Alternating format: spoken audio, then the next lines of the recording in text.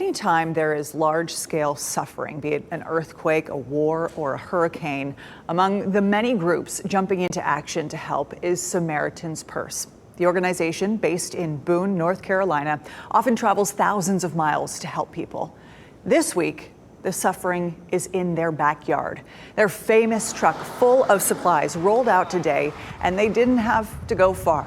The group is responding to all across Western North Carolina, as well as the places hit hard by Helene in Tennessee, Georgia, and Florida. Joining us live tonight is the Chief Operating Officer of Samaritan's Purse, Edward Graham, the son of Franklin Graham, the grandson of the late Pastor Billy Graham, grew up in the North Carolina mountains, lives there now with his family. Edward, really appreciate you joining us on what I know is a very busy day.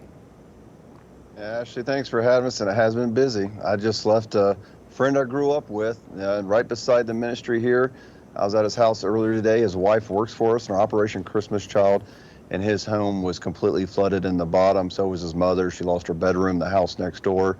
And I grew up going to FCA at her house, Fellowship of Christian Athletes. And this one's hard. We got a lot of staff that lost homes, but we're responding to our own staff and also getting out there with our volunteers. We had hundreds report to Boone to go out and start serving today, also in Asheville.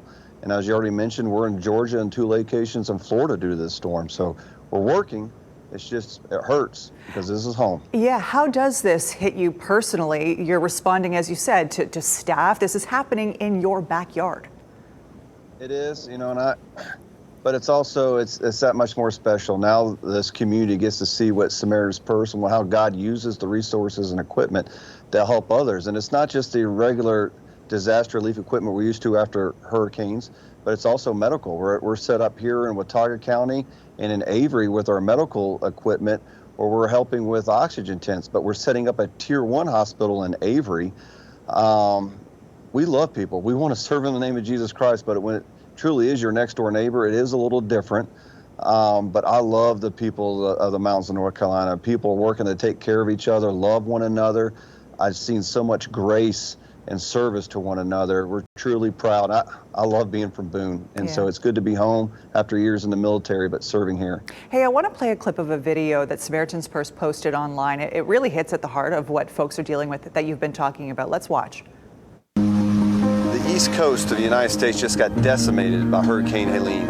And normally up here in the mountains of North Carolina, we don't feel the effect. A lot of damaged homes. People have lost their lives here in this community in the high country. Our community is set up for blizzards. We're not set up well for floods. And so it's really catastrophic damages. The road that we're on here, it's bridges out on the other end, and our slide has got it blocked on this end. Those people, none of them can get out. There's probably, I would say, at least 50 homes or more in there. If you can help somebody, help them. Edward, give us a sense of what people are feeling, what people are telling you. Yeah, you saw that one guy, we need help. You mentioned Lisa McCrae earlier. They called and asked for help, and we were using our helicopter to fly water in and to service the kids to keep food and water going there. But I called the National Guard, Major General Hunt, and he's been awesome. I was like, sir, this is a guard mission. I need the Chinooks, the CH-47s, to bring this much food and water. Well, they one-upped it, and they evac everybody out. But we're also solving problems in other. I'm on the phone right before we came in here trying to get fuel and water to another location, an old folks home.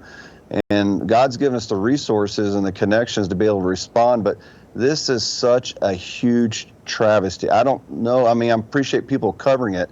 But in the mountains, when these floodwaters come in and they knock out all the communications and the bridges, it's not like when it floods somewhere out in Kansas, say, where it's a wide area, but the water is spread out. These were narrow channels that come down with such force. Entire cities and communities are gone forever, and the death toll is going to continue to climb. So we need people who want to volunteer and come out, but we need people for the long haul, not to get distracted, but for months from now, ready to come out and serve and volunteers in these communities and help them get back to a little bit of normalcy. And we have to find those people that are trapped and help them get out as well. I know you're going to be working around the clock over the coming weeks. So Edward Graham, thank you so much again for joining us, and we're wishing you all the very best. Thanks for having us. Appreciate it.